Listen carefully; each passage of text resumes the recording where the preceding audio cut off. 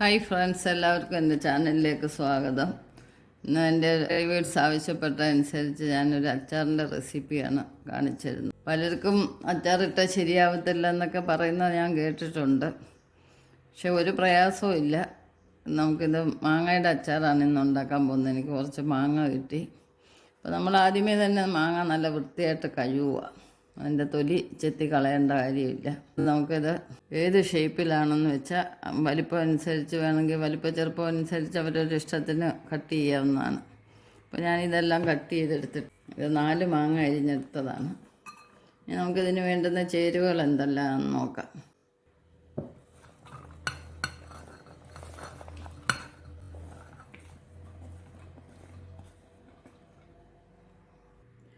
അച്ചാറിന് മാങ്ങ എടുക്കുമ്പോൾ നമ്മൾ പ്രത്യേകം ശ്രദ്ധിക്കേണ്ട ഒരു കാര്യം എന്ന് പറഞ്ഞാൽ അരിഞ്ഞിട്ട് കഴുകാൻ നിൽക്കരുത്.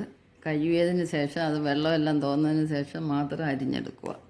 കാരണം ഒരുപാട് വെള്ളമായാൽ അത് രുചിയില്ല. നമ്മളിതെല്ലാം ഉപ്പാണ് ആദ്യം നമ്മൾ ചേർക്കുന്നത്.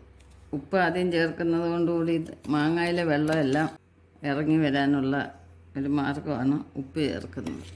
പുളിക്ക് എടുക്കുന്ന മാങ്ങയുടെ പുളി അനുസരിച്ച് ഉപ്പിടുക. അച്ചാറിന് എപ്പോഴും നമ്മൾ പച്ചപ്പൊടി തന്നെ എടുക്കുക.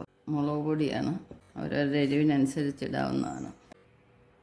ഇത് വറുത്ത് പൊടിച്ച ഉലുവയാണ്. ഇനി നമുക്ക് വേണ്ടുന്നത് കായമാണ്. ഏത് അച്ചാറിൻ്റെയും മണം പിടിക്കുന്ന ഒരു കാര്യമാണ് കായം.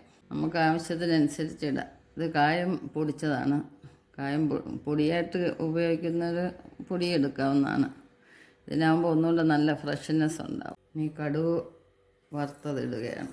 അപ്പം നമ്മുടെ അച്ചാർ ചേരുവകളെല്ലാം റെഡി ആയിട്ടുണ്ട്. ഇനി നമുക്ക് ചെയ്യേണ്ടത് ഇതൊന്ന് മിക്സ് ചെയ്യുക എന്നുള്ളത് മാത്രമേ ഉള്ളൂ. ബിഗിനേഴ്സിനൊക്കെ വളരെ പ്രയോജനപ്പെടുന്ന ഒരു വീഡിയോ ആണിത്. അച്ചാറിടാൻ അറിയാൻ വയ്യാത്തവർ ഇനി അറിയാൻ വയ്യാന്ന് പറയരുത്. ഒരു പ്രയാസവും ഇല്ല. നമ്മുടെ മാങ്ങ അരിയുന്ന താമസമേ ഉള്ള അച്ചാർ റെഡിയാവും കൂട്ടാൻ. ഇനി നമുക്കിതെല്ലാം ഒന്ന് നല്ലപോലെ മിക്സ് ചെയ്യാം. ഇപ്പോൾ ഇത്രയും കാര്യം ചെയ്തത് നമ്മൾ ഒട്ടും വെള്ളമയോ ഒന്നും എടുത്തിട്ടില്ല. വിനാഗിരിയുടെ ഒന്നും ആവശ്യമില്ല. മാങ്ങയ്ക്ക് പുളിയുള്ളത് കൊണ്ട് ഒന്നും നമ്മൾ ചേർക്കുന്നില്ല. ഇത് ഒരുപാട് നാൾ സൂക്ഷിച്ച് വെക്കണമെന്നുണ്ടെങ്കിൽ നമ്മൾ എണ്ണയിൽ താളിക്കുക. പൊടിവകകളെല്ലാം എണ്ണയ്ക്കകത്ത് എടുക്കുക.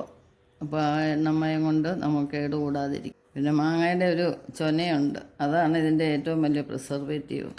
ഇപ്പോൾ ഇങ്ങനെ ഡ്രൈ ആയിട്ട് തോന്നിയാൽ ഇച്ചിരി ഒരു 10 മിനിറ്റ് ഇരിക്കുമ്പം തന്നെ ഇതിൻ്റെ ജ്യൂസെല്ലാം ഇറങ്ങി വരും. നമുക്ക് ആവശ്യത്തിനുള്ള ഗ്രേവി തിക്നെസ്സിനോട് കിട്ടും. അപ്പം നമുക്ക് കാണുമ്പോൾ ഒരു ഡ്രൈനെസ് കാണുന്നുണ്ട്, കണ്ടില്ലേ? പൊടിയൊക്കെ ചേർന്നതുപോലെ തന്നെ ഇരിക്കുന്ന പോലെ തോന്നുന്നുണ്ട്.